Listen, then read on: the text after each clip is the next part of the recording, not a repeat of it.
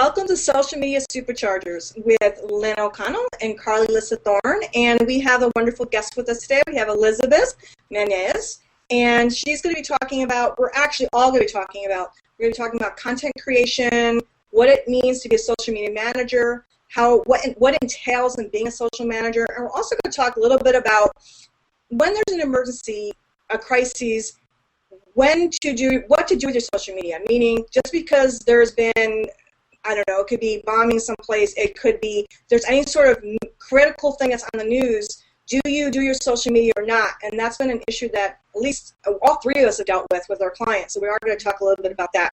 So welcome, Elizabeth. I'm so happy to have you with us.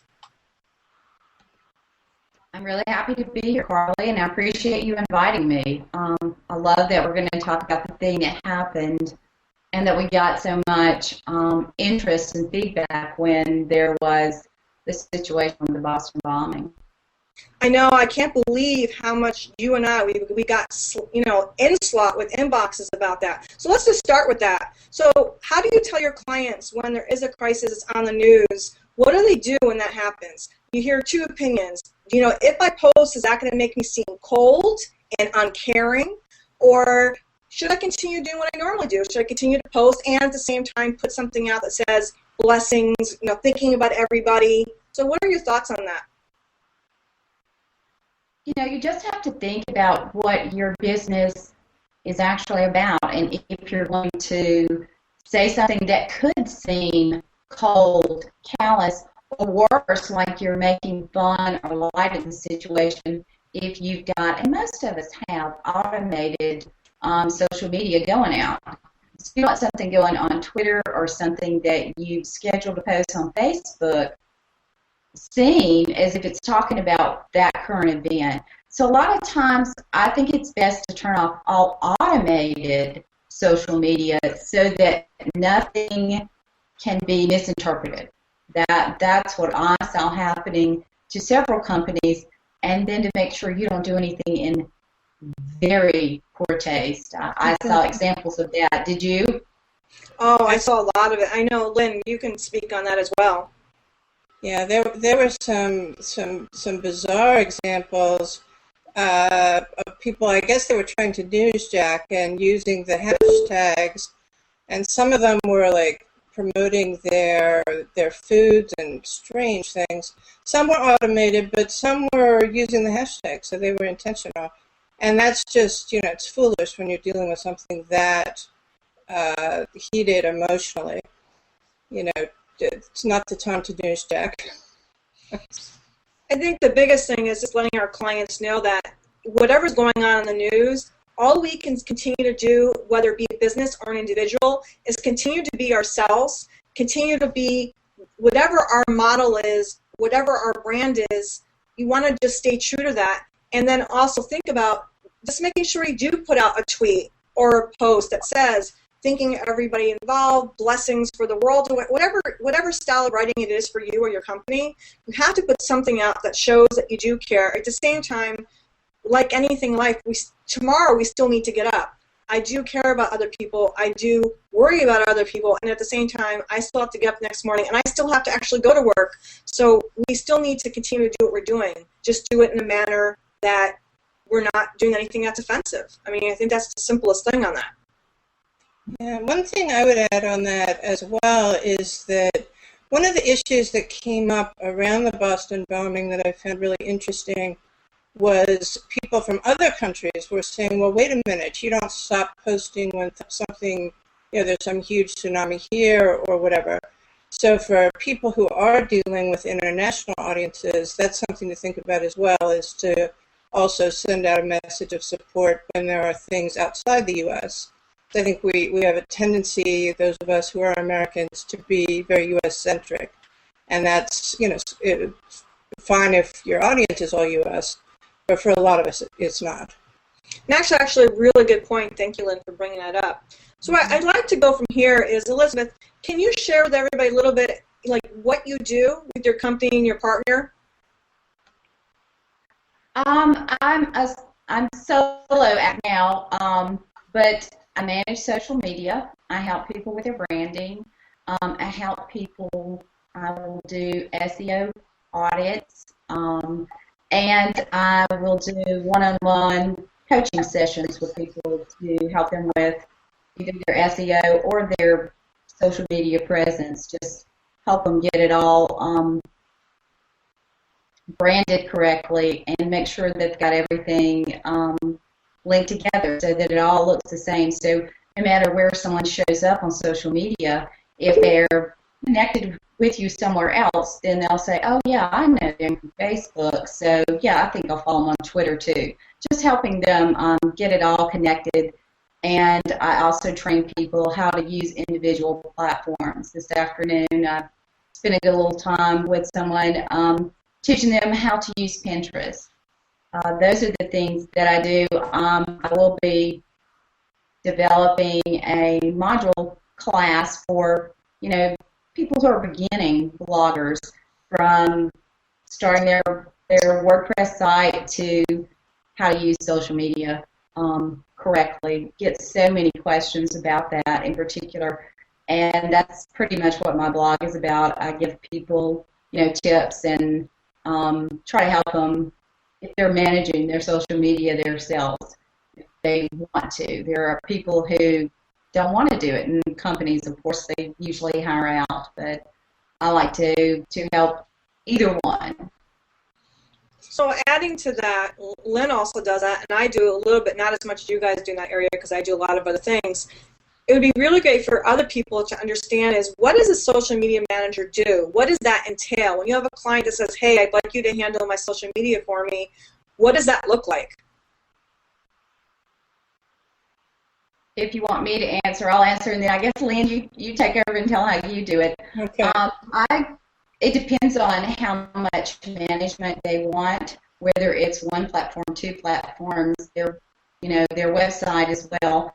But I will help them plan strategically when to post their blog post, where to publish links to them, what to put on their Facebook, and when to put it, and what to tweet, and when to tweet it, and what kind of hashtags to use, as well as on Google Plus and LinkedIn. And I,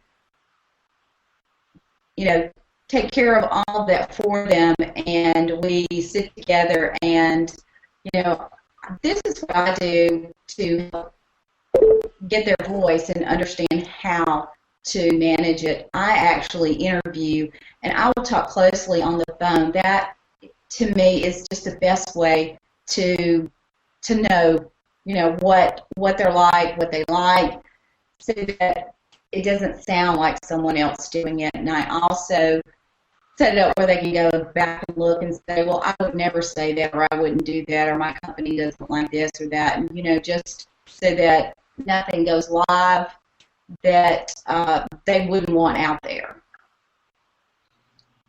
And Lynn, how does it look for you when you work with clients on multiple platforms? And I'm going to add one fun thing that I do that goes back to what Elizabeth says about talking to them and everything. So Lynn, what is it for you? Okay, what we typically do, we work a lot with nonprofits and larger organizations, although we do also work with a few small businesses. But that creates a sort of additional level of challenge, because you're representing the voice of an organization and no one person can approve everything. So typically what we do is work on a strategy, and we'll do an intake session of some kind, whether it's in person or by phone, and we'll ask them to give us links to everything. We'll read everything about the background of their organization. We're pretty good at picking up the voice and picking up the topics. And then we tend to use Hootsuite because we have a few clients that want to review things in advance. Most of them trust it to us to manage. And then we have other clients who we lay out the strategy. We do the content, editorial calendar, and what Elizabeth was talking about, the branding, the overall cohesion. A lot of the problem that we see with groups is that they don't have that master plan of what am I doing and why am I on social media. So that's a lot of what we set out to fix and to keep consistent moving forward. But then we often train people within their organization to manage it on a day-by-day basis, which we then do weekly oversight of. So that would be, I think, the summary of that. So what I would like to add to that, one thing that I have found that's been really valuable in training the people that I work with to handle social media for my clients is I will actually have the people that actually hire us actually write out phrases or things that they would use in their own voice. So like I have certain language. I'll say Twitter love or thank you for your empire love. So I actually, in a draft format or in a Word document, I'll write all the phrases that I use, and then I'll tell them, these are the phrases you use for thank yous, these are the phrases you use for happy birthdays, or these are the images for happy birthdays. So basically, I create the content that I do want them to use, and I give them specific instructions as to where and when to use those types of phrases. So when people see the stuff that's out there, they know it's my voice. They know it's my terminology or my language. And that's been really helpful. And what I'd like to let everyone know about that, too, is you have to train, whoever, whether it be Lynn, Elizabeth, or me, or if we're outsourcing it to another team to actually handle the social media, we need to train our people. You need to give them the tools and the resources to know exactly what it is you need for them. There's nothing worse than handing something over to someone and not giving them the tools, and then they don't do it to your satisfaction, and nobody wins. So just make sure that people really have what they need. They need to know the language. They need to know. There may be certain people, like for example, for me, there's a list they can't touch. If those people contact me, it's a me list. So they know, like, I'll have a list of like 10 or 15 people that are in my inner circle that I directly respond to. So there's different ways to handle that, and I just think that's a really great thing to do as well. Yeah, I think it's also important to be very clear about what the objectives are, why they're on social media, what they're looking to accomplish. You know, some people are on social media for brand building, others are there to reach prospects, others are there to talk to their clients or to their members in many of our clients' cases. And it's really important to establish what the audience is, establish what the objectives are, and then establish who's going to do what and how it's going to be measured. We're really big on measurement and accountability, and you know, I come out of a direct marketing background, and to me, you know, there's no point in doing something if there isn't some benefit to it. That doesn't mean a sale today, but it does mean that you're working towards a bigger goal and that you're seeing progress towards that goal. Elizabeth, adding to that, I'd love people to know what would be the benefits to actually hiring a team to help you. A lot of people don't understand, like, oh, I can do it all myself. I can handle my Twitter. I can handle my Google. I can handle my LinkedIn. So what would be some of the benefits that we can share with people in hiring somebody? What would be the benefits for them? Well, for one, they will get someone who, of course, if they get someone to do it, they need a professional. They don't need someone who's going to do some of the things that I saw during the bombing that were really in poor taste. And I honestly believe that no CEO of a company thought that would be a good idea. I think that their social media manager just did that on their own. Make sure that you handle a professional. You know, you get a professional handling your account, and you're going to know. Most of us know great strategy. I've been doing it for 10 years. My background is only with marketing on social media, so I don't have a background where I've done television or radio or anything. This is my specialty. You will get, you know, and most people that do it, I know Lynn, she has a different background, but she still knows how to use social media. There's a learning curve, so you don't have to hit that learning curve. You're going to have more time to concentrate on your sales, your customers. And depending on what your objective is, you've got somebody who can set out a strategy for all the social media platforms. So that's what I think the advantages of hiring someone instead of being trained or just going out gung-ho on your own and doing it. But there is that scary thing of handing your social media, your reputation over to another person. Sure. And those people that are just interested in talking to me, I get them to look at my social media and the social media people I handle and say, look at what we're doing with this account and that account and just see if it's, what you would want done with yours. And most of the time, that's just an easy sell because they like what they see. That I want to give a warning. If someone's going to handle it, I would ask for references, and I would look at their social media, make sure that what they're doing is something that you would approve of, that you would want on your page. So I'm going to ask you, Lynn, in a second, but I want to address what Elizabeth said. It's so crucial. Look at their social media. And Lynn and I tell our members all the time and over again how critically important it is what we write. Whatever you write is out there literally for life. Whether you believe it or not, things go viral really quickly. So if you're going to write something, before you hit the button that says publish or post, make sure it's something that you're really happy with because everybody's going to see it. And so I love that you said that, Elizabeth, is most people don't think, well, it's my wall. I can write whatever I want on my wall. No one's going to see it. My clients are going to see it. However, most clients, they don't want to just see your professional page. They want to see your personal page. Because if I'm handing my social media over to someone, it's my brand. And if my person that I'm handing social media over to, and I go on their page and there's half-naked women and drinks of them drunk with beer and just like all sorts of things, debates, and I'm not going to want to hand my social media over to that person. And so a lot of people don't think about that. They just think that their wall is sacred and they can do whatever the heck they want with their wall and it's not going to affect them at all business-wise. And what I have found time and time again, I've known so many people that haven't gotten hired because of their walls. And also, I have actually had clients that came to me and I looked at their walls and I said, oh my God, you need to clean this up, you need to clean this up, you need to delete these pictures. What do you want to be known as? What is your brand? Do you want people to see that you're just pictures of you with beers and women or, men just all with gorgeous women? What is it that you want people to see of you? What do you want people to know of you? What is your brand? So, Lynn, I'd like you to then continue with what Elizabeth said in terms of continue on that topic. Which topic was that? She was sharing her tips on what is social media management, and so I wanted to go back to you addressed a little bit about you do nonprofits, but I want to go back to what I was talking with her about is what are some of the benefits. A lot of people don't understand what are the benefits of hiring somebody. Yeah, I think there are huge benefits because I'll give you an example without any names. Just the other day, my partner spoke to a prospect, and the guy started out by saying he's a big believer in content marketing, but he doesn't believe in social media. And so Rich, he hands it off to us to look into the site and whatnot before he does his follow-up call.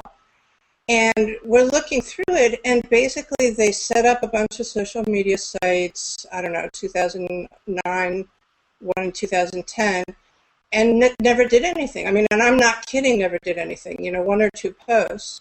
And worst of all, when you went to LinkedIn and searched on their company name, they had no company profile, but what came up was an employee, a former employee who had gone to work for a competitor.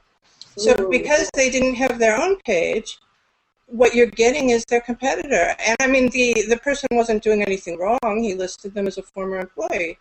But those are the kind of things that a social media professional knows to look at. And we found all of those things out in probably less than 35 minutes that, this company has been struggling with for years. And then the second piece of that is, content marketing is all the rage. I'm a big believer in content marketing. I started as a copywriter, and I think information and the power of infographics it's all fabulous. But if you don't use social media, how are you going to share that content marketing? No one's going to see it unless you're planning to go door to door passing it out. So all of these things link together. And I think that's where a professional can really help you in terms of, Elizabeth talked about this, the importance of cohesion across your platforms.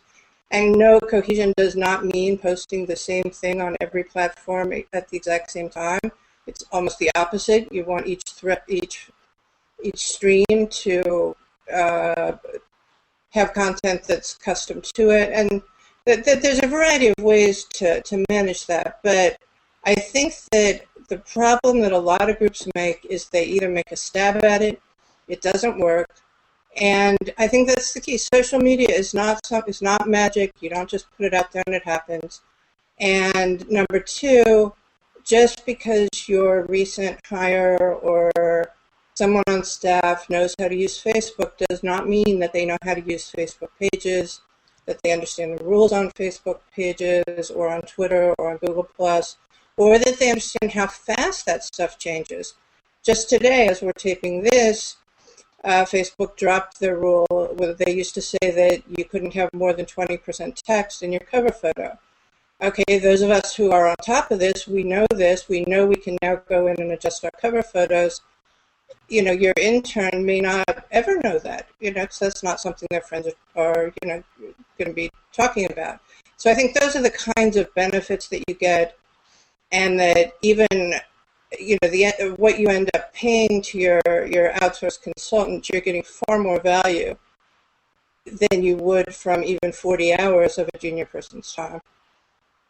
Well, one thing you bring up, I think both of you brought up in some way, is online social media management, not just that, and reputation, and also the tools. Someone that you're hiring they're going to have to know the latest, every change. They're going to know when Facebook changes the rule about the 20% covered text removal.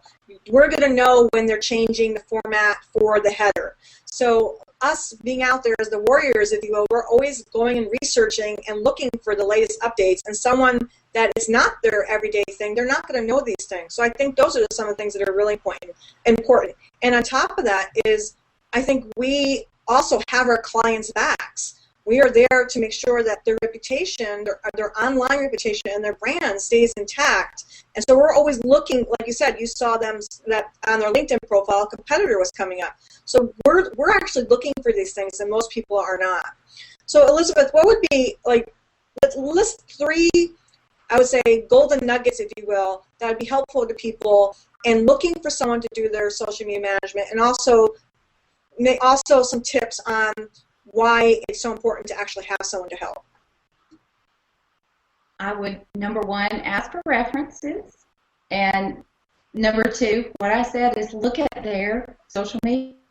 Ask them, where's your Facebook page, and look and see what they have. Then you're going to know a lot about them. And let me see what else. Yeah, when you looked at that company, just see how well it appears that that company has grown on social media. So, you know, ask also when they started managing it and how long they've been managing. So you can see maybe a difference in what you know, their growth with it, and also ask them, you know, if that company. Now there are some companies that don't want you telling, so you do need people who don't mind you using them as a reference. But I would ask for references. I would look at the person's social media, and I might ask them if, you know, tell them what my strategy is, and then ask them or tell them what my goal is, and then have them tell me just a little basic outline what they think would be best way to handle it. There's things, that way you know something about the person, you know how they've handled someone's, and then you'll have a very good idea if they know what they're talking about or not. Because I wouldn't just ask one person, I would ask several. And then what else did you ask me, Lynn? I also wanted to know what are, name 3 benefits for actually having somebody actually handle your social media. Well, that's easy. That they're going to know everything, just like we talked about, that is going on social media, all the changes, like the Facebook update. They're going to know how to format a strategy quickly. And like Lynn said, they're in a minute I can find, you know, I go through people's social media. I have, you know, individuals and companies. And I can see this is wrong, and this is wrong, and this is wrong, and this is wrong in 30 minutes. Or it could take them days, years, or they never know that they're doing something wrong. So just from the get-go, you'll have somebody who knows how to do it instead of you having to learn how. And like, what would be for you, Lynn, 3 things that you'd say are exactly, like, for example, 3 things that are beneficial to having someone, and 3 tips on getting a social media manager to handle your accounts? Okay, I'd say the 3 benefits are that you spend your time managing your own business instead of worrying about your social media. You're good at doing what you do. Hire somebody who's good at doing social media. That's number 1. Your time is better spent on doing what you do. 2, someone who's expert is going to be able to do it more quickly, more effectively, and be able to take advantage of opportunities. And 3, to make sure that, and some of these are may sound like little things, but for example, what size you make your Facebook photos makes a huge difference into whether people can see them or not in their various news feeds, and I won't go into all the details on that. Although I would rather, Carly, if we could maybe take the last couple of minutes. Elizabeth has such a brilliant strategy on how she uses photos in quotes.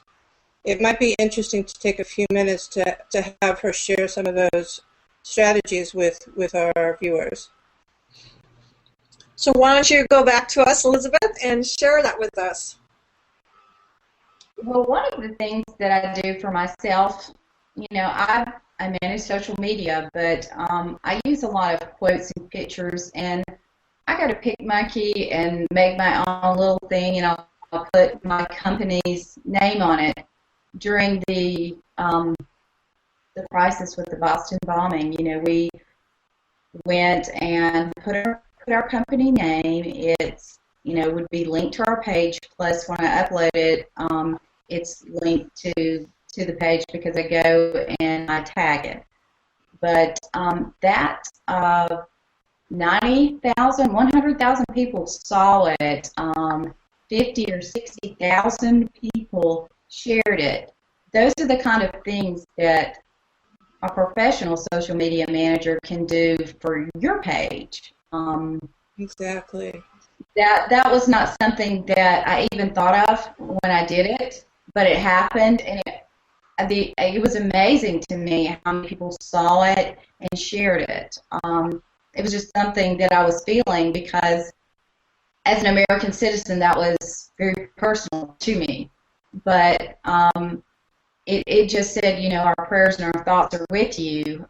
It did, I wasn't trying to, I don't know, and just well wishes for my company. I wasn't trying to make a profit from the crisis, but, just let people know. And so it just resonated with other people.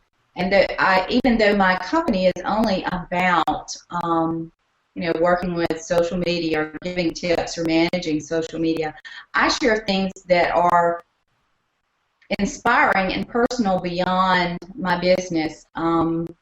Some companies don't realize that you need to be human. And make sure, of course, that your picture actually fits. I do 403 pixel by 403. Now, since the timeline has changed, and now everybody can see it, I think we can use something a little bigger, and I've got to look at it and see, the limit. But those are the things that I do and the way that I share pictures. And I have a certain time of day. 8 o'clock is perfect. Eastern Standard Time. Everything that you want to hit Eastern Standard Time, because the majority of people that are online are actually online in that time period, even though social media is worldwide. Even if you have a worldwide audience, the majority of people are on during the peak times for Eastern Standard Time. So those are the, when people are probably getting up or sitting to their desk or getting off work. Those are the times that I also post. So I don't know if that's what Lynn was talking about, but if you want to be more specific. Yeah, the one thing I would add is what stands out to me about Elizabeth's work is, and this makes so much sense of you having had your image go viral, is the pick quotes that she does are very graphic. They're very they're inspirational, but often they're business inspirational. So there is a tie to business in them, and they're very well designed. And I think that, going back to what you want to look for in a social media manager, is it's increasingly a visual medium. You know, words are great, and as a copywriter, I love words, but if you want people to read it, to see it, it's got to look good. So look for someone, and Elizabeth is definitely an example of someone who does this brilliantly, is look for someone who has a very visual sense and who understands when to use visuals versus when to use blog posts versus when to use text updates. And I think that, you know, I just wanted to get that in there as an example of something that, like I said, has just really stood out to me from Elizabeth's content. The one thing I want to add to that, I think that was really key in all that, is personable. And that's what I keep writing blog after blog about, in authenticity. People, even if your brand is XYZ, people want to know who you are, because you are your brands. So if you're not sharing some of your personality, you know, it could be that you're a runner. And as the image that Elizabeth did was beautiful, because not only had the blessings and that we're thinking about at the bottom, but it had runners on it. So it was a very impactful image. So I always tell everybody else, in client-wise, is I need a list of your passions and your hobbies, because I can't just be tweeting out just your business. If I'm just tweeting out about your business, people aren't getting to know you, and you are what they're buying. They want to know who you are. They want to know, because you're the person behind the brand, if you will. So when you said personable, that's really, really important. Share some of your hobbies, share some of your personality, share some of your passions, and us as content managers, you know, when we're doing other people's social media, we need to find out what that is. We need to find out what the other people's, what makes them smile, what makes them laugh, not just business, business, business, business. And yes, you can do inspirational quotes that are more business-oriented than what some people call the woo-woo, really pretty images, and people are like, you know, and they won't put that on their business page because they think it's too woo-woo, if you will. And right. you know, I think there's a balance of the both, and I think you can put something that's very impactful and meaningful and still have it be business-oriented. So anyways, we are coming to the end of our time, and Elizabeth, I'm so thankful that you joined us. Thank you so much for sharing your wisdom and your thoughts. And at the end of this, there will be slides with Elizabeth's information and the social media superchargers information and Lynn and I's information. And we really look forward to all your feedback. We love feedback, so share your feedback with us. If there's anything you'd love to know about, please let us know. And you can visit our links. You're more than happy to join our group and learn some more valuable tools. And until next time, we look forward to seeing you. So thank you so much, Lynn, for also being here with us. Oh, and thank you, Elizabeth. We're so happy you joined us. So signing off from the Social Media Superchargers with Lynn O'Connell and Alyssa Thorne, and thank you so much, Elizabeth, and I look forward to talking to you again. Thanks, guys.